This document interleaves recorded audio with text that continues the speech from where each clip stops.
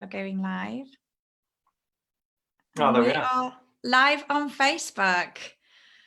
Hi, it's Rachel Flower here at Excluded UK. This is the second episode we're doing in a series we're calling Raw and Real.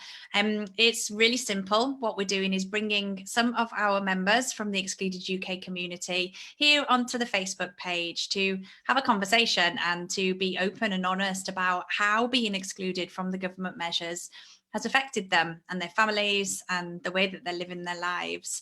And today we have with us Phil Seymour. Hi, Phil. Very cool. Good evening. Hi, everyone. Hope you're all good. We're really, really grateful for you coming on today, Phil. And it's Father's Day as well. So I know important day for you because you've got a little poppet at home. I have, yeah. We had a good day together. I was rudely awakened at 6:30 by my 13-year-old son bringing me breakfast in bed. Oh, very nice. Yeah, it was very kind, but I was fast asleep at the time, so it wasn't wonderful. But no, it was lovely. And then, the day with him and with my little 1-year-old Lottie, who second Father's Day for her, so it's been really nice. It's been a good day. That's lovely. And, I just thought it was great to bring on a dad from within the group on that special day. But really, I mean, let's start off with talking about, for you personally and how you and your family have been coping over the last 3 months. You've not been able to work at all, right? So if you could just tell everyone at home what it is that you normally do for your day job and how that came to an abrupt end, about lockdown. I do a few things. The main thing that I do is working in professional sport. So I'm an MC or a compere. So I work on the snooker on ITV. They'll be in the studio talking about it. There'll be Neil Foulds and Stephen Hendry and all those people. And then they'll throw to me, and I'm the guy stood next to the table with the microphone, welcoming out Ronnie O'Sullivan, Judd Trump, whoever happens to be playing that day. I do that. I do stadium announcing in rugby league and football. I do boxing, ring announcing, wrestling, ring announcing, quite a lot of stuff, like say, for ITV, Sky Sports, that kind of thing. Alongside that, when I used to have a day job, I worked in the motor industry for 25 years. So alongside what I do in sport, to fill the gaps, I work as a coach and trainer in the motor industry, working with the likes of Porsche, Mercedes-Benz, Toyota. And literally overnight, my busy diary for 5 or 6 months just vanished. Everything went completely. So I went from having a load of work on to absolutely nothing overnight. That was, as you say, sort of 3 months ago. Not worked at all. It was awful. I think, like many others, I heard the initial announcements, the furlough scheme for employed workers, which I thought was absolutely brilliant. I mean, it's unprecedented times. That was an unprecedented thing to do. And then when they said they'd follow it up and we'll leave no one behind, we all stand together and all that stuff, I thought, great, happy days. This is brilliant news. He then announced the self-employed income support, and I thought, this is fantastic. So I registered as an NHS volunteer responder, thinking my partner works in the NHS, so she's gone back to work early from maternity leave to help fight COVID. She's working 3 days a week, which I'll come back to in a moment because it affects benefits really badly, apparently. But she's gone back to work. So I thought, well, NHS volunteer responder, I can take Lottie with me when I go on the driving jobs, picking things up and that kind of thing. So I registered for that. I did, I think, 1,000 hours on that. And then 2.5 months later, found that I'm completely excluded from any kind of support. If I'd have known that back on day one, I would have found a job. I'd have found something to do, just a menial job to get me through. So we've got some money coming in. And as it is, we're sort of staring down the barrel now because we've had 3 months, used those savings up living. And it's not great right now. So it's tough. Yeah, I know. And within Excluded UK, we have quite a diverse, lots of groups of people who have been excluded for different reasons. So would you just explain your particular reason, when you initially thought you were going to be eligible for some support and it transpired that you weren't, on what basis did that come about? I went full time. I've been building up what I do for about 12, 14 years, alongside working a day job. And September 2018, I finally took the plunge. I decided, right, I can do this. I can go full-time self-employed, make that step. I had a really good job. I won't lie. I had a real decent day job. but I thought I can make this step and give it a go. It'd be good for me, good for my family and everything else. So that was September 2018. So that's like 20 months ago, 21 months ago.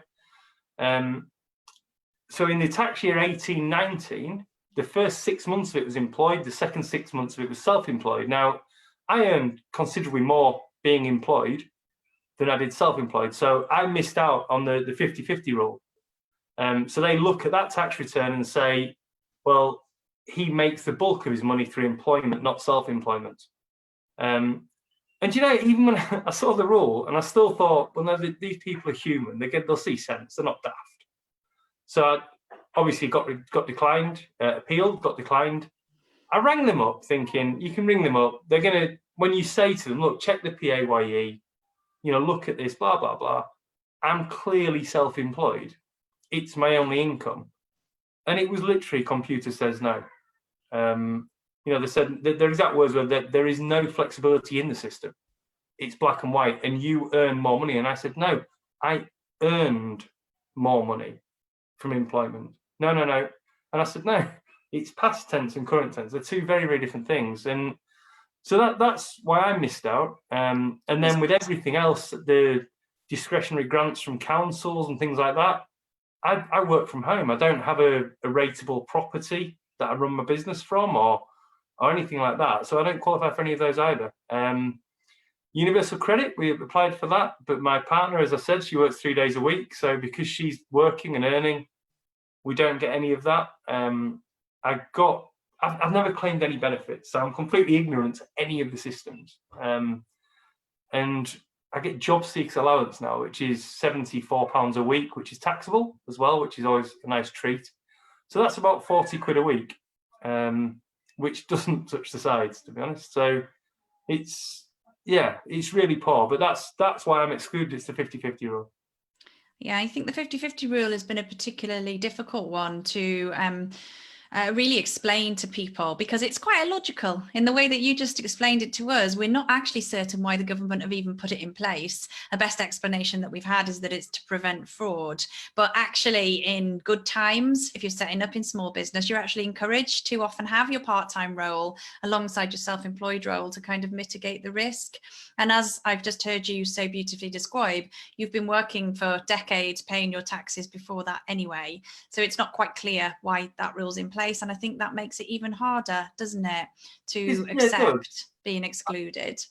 I think that the crazy thing, when you look at some of the rules, not just that one, if you're earning £250,000 a year in a job, you get £2,500 a month on furlough. Okay. If you earn £51,000 a year self-employed, you earn nothing on the self-employed income support scheme. Mm-hmm. If you pay in your whole life, as I have, and then through no fault of your own, if I'd have gone self-employed 6 months before I did, I'd be getting £14,000 from the government right now, which I paid more tax in those 6 months than I would have done had I been self-employed. Yeah, but it's mind-blowing. It makes no sense at all. It's absolutely crazy. For me, it's the fact that there is no humanitarian side. There's no humanism there. They won't listen to you. You know, so you can't ring them up and say, well, this is the case. And they say, oh, we can't do it. It's too difficult. It's too complicated. Well, no, it's not really, because if someone's there to listen on the phone and they can check the PAYE, they can look at it all on one screen and say he's not been registered for pay-as-you-earn tax for 18, 20 months. So he's making his money somehow. Now, we've got from that tax return that in those 6 months he made that. So that's what he's earning self-employed. It's not difficult. It really isn't complicated. It's not, especially given other things the government have done at this time. And I think, you know, they forcibly closed the economy down, which was the right thing to do. And as you say, the particular area that you work in is going to be closed for a good few months ahead, isn't it? And I know that you've applied for other roles since and not been successful. And anyway, you've got Lottie to look after now because your wife's working. So I know, you know, Phil, you have had some really crap days recently. Let's not put too fine a point on it. And those are shared. The mood is shared by lots of other people within the Excluded UK group. And that's why we wanted to start doing these sessions, to really try and get across to the general public so that they could get behind our cause and see how this is affecting people's lives, and that it's just quite simply not fair. You were just telling me that you bumped into someone in Asda today and were explaining to them, and they were really shocked because within the media there's this general feeling that most people have been supported, if not nearly everyone. Yeah, so I was talking to a friend who's in the queue supermarket, and they said, "Oh, you'd be all right. You'd be on furlough, and it's carrying on, isn't it?" And I said, "Well, no, not for me. I get nothing. I've had no support whatsoever." And they look genuinely stunned. What you just said, Rachel, it's funny. You said about rubbish, having a rubbish time and rubbish days. I've never had mental health problems, never had anything like that. I work in professional sport, and in professional sport, there's a lot of people who do have issues, and very, very serious ones. And I've lost a few friends, very sadly. And I've worked with a few boxers, doing interviews with them about their mental health struggles. And a good friend of mine who is an ex-boxer now, a top boxing trainer, he threw himself off a motorway bridge to try and kill himself and failed miserably. Like you said, he even failed at that. But he's come back, he's bounced back, he's doing really well. A real worry for me is this has hit me really hard. I'm okay, but like you said, I have some very, very dark days, and I worry about the mental health knock-on from this for a lot of people. I think the whole COVID, the coronavirus situation is going to affect a lot of people's mental health because you're stuck in your house, you can't go out, you've not seen people for however many months. If you then add on to that the feeling of being completely left behind by your country, paying your taxes, they're then not there to support you, the feeling of sheer isolation and despair that gives you, I worry that there will be a lot of people who really do struggle, and struggle worse than I am. And it's a rubbish situation to be in. But just to say to people on the group, if you are feeling like that, people are on that group that will help you. I put a few things on there, and I had so many messages from people, lovely messages from people, which they do mean a lot. But if anyone is feeling that way, please do reach out to someone, because it's not nice. But again, they need to be aware of this. It's the human side of it. We're all people. We're not robots. We're not computers. We are affected by these things, and in many ways, I think I'm actually kind of lucky, because there's been a lot of times in my life when I wouldn't have had 3 months' money sat in the bank. And I'm sure there's a lot of people who haven't got or had 3 months' money sat in the bank. And 3 months ago, we're at the position I'm now at, where the banks sort of run out and you're getting towards the end of the month. So, it's however bad it gets, people, please do reach out if that does happen. But the government needs to know this is going to have longer lasting effects than just financial ones.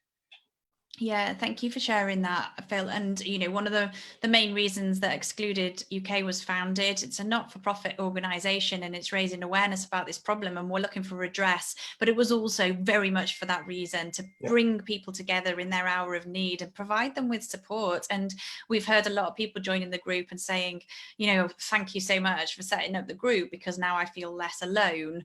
But then at the same time, can't believe there's just so many thousands of people. And we actually say we're still a really small group of people, that the actual excluded numbers are much higher. And of course, the Treasury report has already said more than 1 million. So you're absolutely right about the mental health issues, and we're very aware of them, and we need really to get more awareness more generally, because it's the practical support now that people really need around the finances. It's well established that if people don't have the money just to put food on the table and pay the bills, then of course that's a massive cause of stress in of itself, regardless of people that are caring for others, and as you say, being forced to stay at home. So thank you so much for speaking so openly and honestly. I really, really appreciate it. I'm going to let you get back to your family now.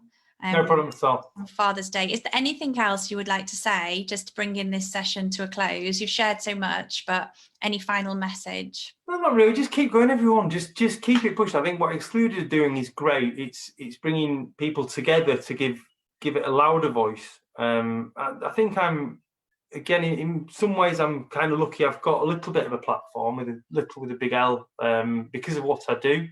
You know, I tweeted something out on Twitter today, and Matt Williams, a 3-time snooker world champion, retweeted it out, and things like that really help to try and spread that awareness around. But just to everyone, really, just keep pushing. I think Thursday potentially is a very, very big day with what's going on in the Commons. So keep pushing, keep telling your MPs, tell everybody, let everyone know, because the more the general public are aware of this, the more that they will be on side. There's a lot of I'm all right Jacks at the moment, and they need to know that people they know are being severely affected by this. So the more people you can tell, the better. That's all. But thanks very much for listening to my story anyway. I appreciate it.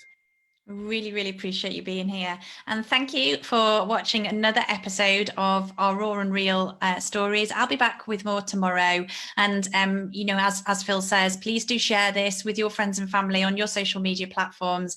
Make sure you're following the Excluded UK page here and also over on Twitter. And just do everything you can, please, to keep pressure on in the weeks ahead so that we can get some sort of justice for the people within the Excluded UK community.